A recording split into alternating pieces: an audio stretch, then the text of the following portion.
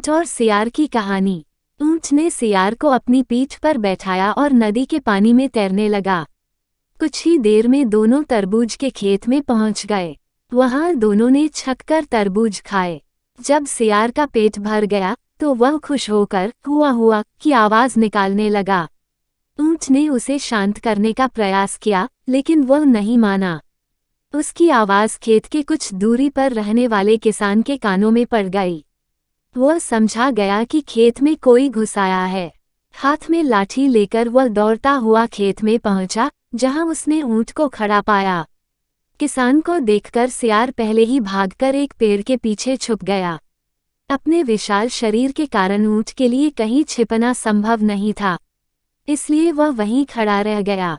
ऊंट को देखकर किसान आग बबूला हो गया।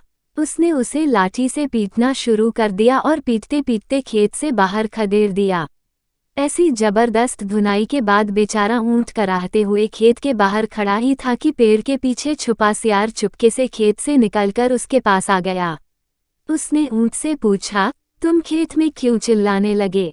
मित्र, खाने के बाद अगर मैं हुआ की आवाज ना निकालूं तो मेरा खाना नहीं पचता, सियार ने उत्तर दिया। उसका उत्तर सुनकर ऊंट को बहुत क्रोध आया, लेकिन वह चुप रहा। दोनों जंगल लौटने लगे। मार खाने के बाद भी ऊंट सियार को पीठ पर लादे नदी में तैर रहा था।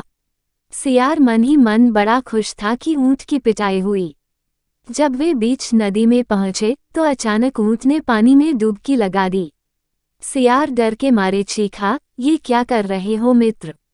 मुझे खाने के बाद पानी में ऐसे ही डुबकी लगाने की आदत है, ऊंट ने उत्तर दिया। सियार समझ गया कि ऊंट ने उसके किए का बदला चुकाया है।